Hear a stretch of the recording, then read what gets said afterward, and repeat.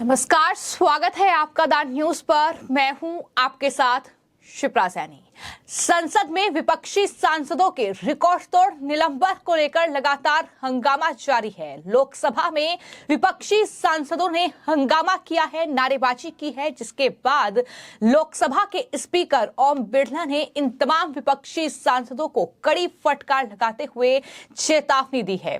सांसदों के निलंबन पर यह विपक्ष का हंगामा, जहां पर तख्ती लेकर लोकसभा के अंदर ये विपक्ष के सांसद पहुंचे हैं और जहां पर लोकसभा स्पीकर ओम बिरला ने ये कहा है कि दरअसल ये तख्ती लाना लोकसभा के भीतर मर्यादित आचरण नहीं है, सदन नियमों और परंपराओं से चलेगा, आसन के नजदीक आना सही नहीं है। ये कड़ी फटकार लोकसभा स्पीकर ओम बिरला की ओर से तमाम विपक्षी सांसदों को लगाई गई है।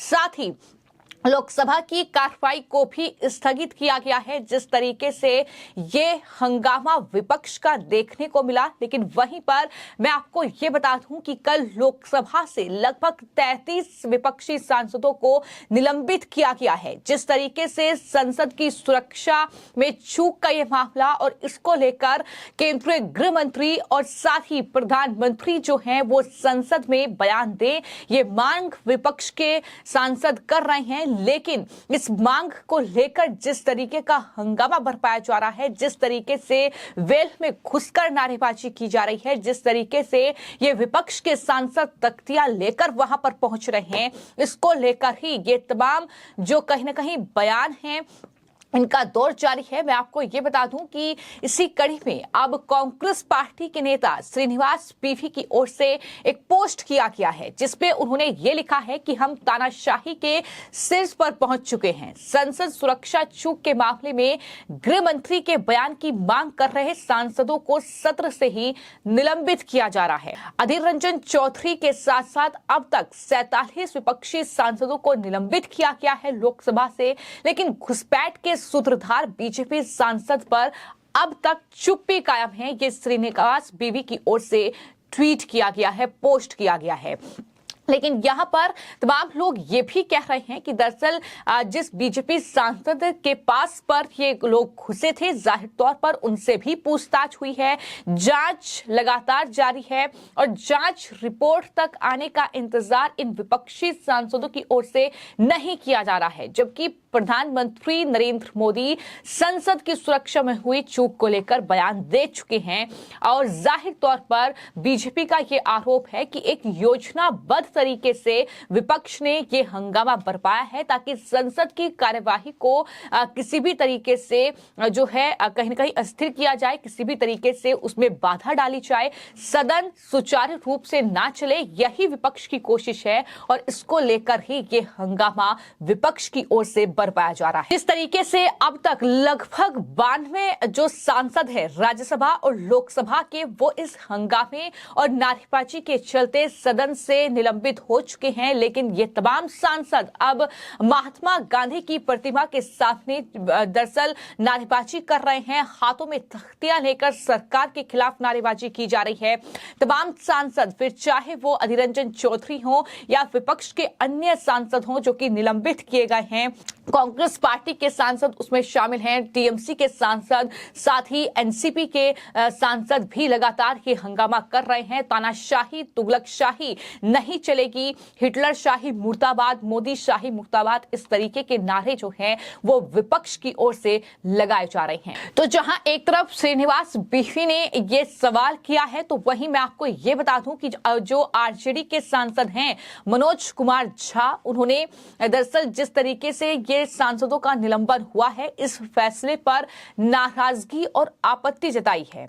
जो मनोज झा ने बयान दिया है उसमें उन्होंने ये कहा है कि मैं भी उनमें शुमार हूं, इसे गर्व की तरह ले रहा हूं, मैं निलंबित हूं।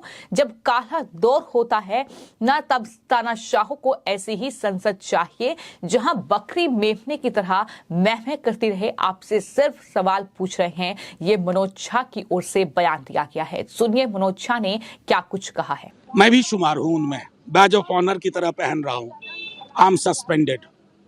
जब काला दौर होता है ना, तो तानाशाह को ऐसी ही संसद चाहिए कि जहां लोग बकरी मेमने की तरह मैं करते रहे। आपसे सवाल पूछ रहे हैं ना साहब। देश की सुरक्षा का मसला है, सिर्फ संसद की इमारत का नहीं है। एक आधिकारिक बयान नहीं दे सकते हो? क्या चाहते हो? विपक्ष मुक्त संसद आपने बना लिया, लोकसभा में उतने किए, राज्यसभा में 45 कर दिए, जो बचे खुचे हैं कल कर देना।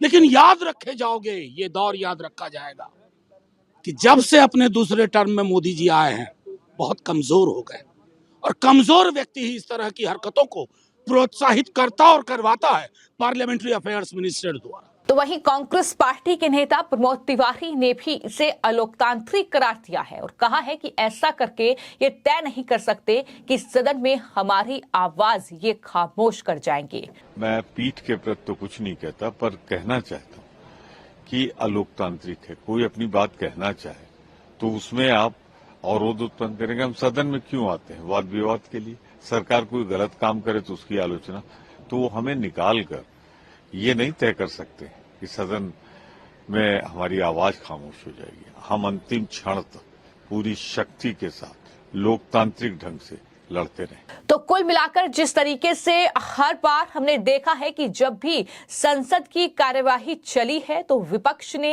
एक मुद्दे को लेकर इस तरीके से हंगामा बरपाया है। और जहां तक सवाल इन तमाम लोगों का है जो आरोपी पकड़े गए हैं, जो संसद में सुरक्षा जो चूक हुई है उसका मामला सामने आया है, जाहिर तौर पर उनका कांग्रेसी कनेक्शन भी सामने आया है, लेकिन इस पर मुहर नहीं लग सकती क्योंकि अभी तक जांच चल रही है। और बीजेपी का यह कहना है कि विपक्ष को जांच रिपोर्ट का इंतजार करना चाहिए। आखिर जांच रिपोर्ट का इंतजार क्यों नहीं किया जा रहा है? इन तमाम जो लोग हैं जो सुरक्षा में चूक के आरोपी हैं, इनको इतना विपक्ष तवज्जो क्यों दे रहा है? ये सवाल भी बीजेपी पूछ रही है।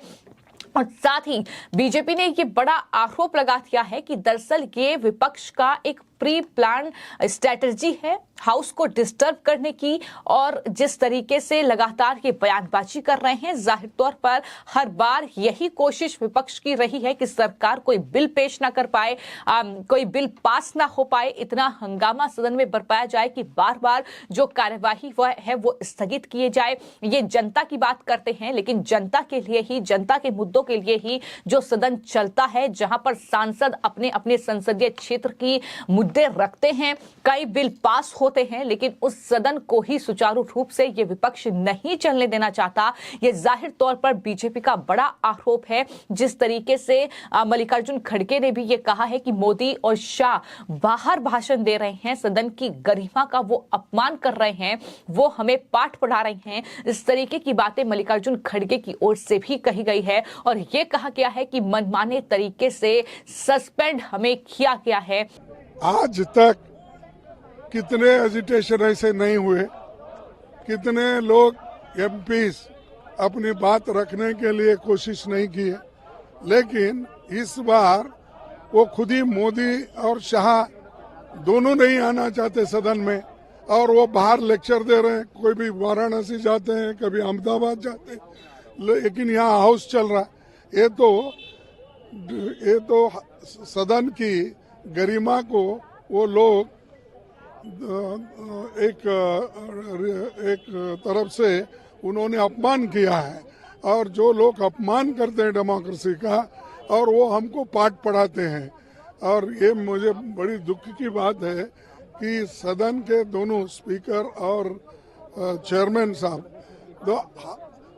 एमपीज को प्रोटेक्शन न करते हुए उनको मनमाने सस्पेंड किया गया। और आज तक ये देश के इतिहास में पहली बार है कि आज कितने लोगों को उन्होंने सस्पेंड किया। ये डेमोक्रेसी के लिए अच्छा नहीं है, ये डराने की बात हो गई है।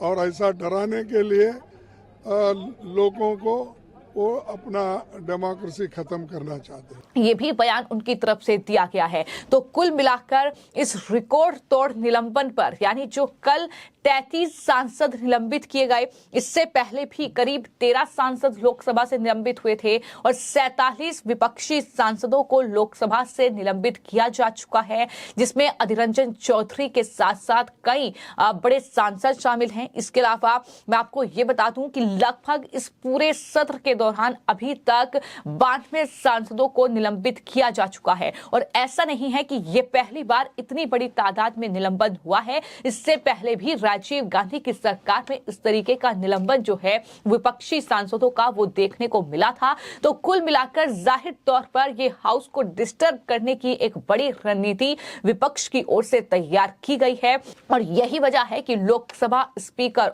ओम बिरला ने एक बार फिर इन तमाम विपक्षी सांसदों को कड़ी फटकार लगाते हुए ये साफ कर दिया है कि सदन यानी लोकसभा नियमों और परंपराओं से चलेगी। यहाँ पर इस तरह की जो कहीं ना कहीं चीजें हैं वो बर्दाश्त नहीं की जाएगी और जाहिर तौर पर तख्ती लाना मर्यादित आचरण नहीं है। ये साफ तौर पर फटकार लोकसभा स्पीकर ओम बिरला की ओर से इन तमाम विपक्षी सांसदों को लगाई गई है, जो कि तमाम सांसदों के निलंबन पर हाउस में इस तरीके से नारेबाजी कर रहे थे। फिलहाल आपकी इस पूरे मामले को लेकर क्या राय है, हमें कमेंट बॉक्स में जरूर लिखें। धन्यवाद। अच्छा, ये प्री प्लान के क्या मतलब होते हैं? सदन के अंदर सबके सामने, सबकी निगाहों के सामने हम ये बार बार गुहार लगाते आ रहे हैं कि होम मिनिस्टर एक बार एक बयान दे। इसमें क्या प्लान है, क्या इसमें साजिश है, मुझे पता नहीं। और बीजेपी पार्टी ये तो आदी है वो लोग कि जब अपने को कोई जवाब देने की स्थिति में नहीं रहते तो दूसरे पर आरोप लगा देते, इसमें माहिर है वो। और हम सदन की संरक्षण, सदन की सुरक्षा की बात कहे हैं, देश की सुरक्षा की बात करते हैं। कुछ आपको याद होंगे कि कभी हम गलवान की घाटी में हमलावर जब होते हैं चीनी फौजों ने, तब भी हम लोग सुरक्षा की बात उठाई थी, तब भी उन्हें अच्छा नहीं लगे।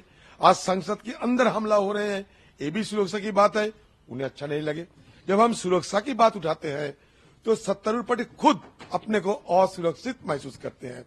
ये सबसे एक मतलब नजारा सबके सामने जरूर दिखाई देंगे। मैं और एक बात कहना चाहता हूं कि ये सत्ता कब्जा करने का मतलब ये नहीं कि किसी को अहंकारी होना चाहिए। ये तो गीता पाठ कराने के लिए जा रहे हैं कलकत्ता में, 1 लाख गीता पाठ होगी, कंठ 1 लाख कंठ में, कहीं हरियाणा में गीता महोत्सव कर रहे हैं, वगैरह वगैरह होना चाहिए। गीता सबका हमारा पवित्र धर्म भी है, दूसरे जैसे धर्म है, गीता भी हमारे पवित्र धर्म है। जैसे दूसरे धर्म है, दूसरा धर्म कुरान है, बाइबल है, सब है। मैं एक बात कहना चाहते हैं मोदी जी को, सरकार को, अहंकारम बलम दर्पम कामम क्रोधम च समोश्रिता मोहमंत परम देशु प्रदो विष्णु अभ्यसु आका। ये आपकी जहन में सवार हो गए हैं एक शक्ति, जो शक्ति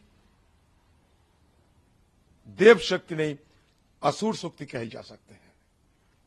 आपकी ये अहंकार लोग देख रहे हैं। एक मामूली सी मांग थी हमारा कि अमित शाह जी सदन पे आए और एक बयान दे। उनके पूर्वजों लाल कृष्ण आडवाणी ने बयान दी थी, उनका भी मैंने हमारी तरफ से उनका भी नजीर हम पेश किए थे। सुनने के लिए तैयार नहीं है।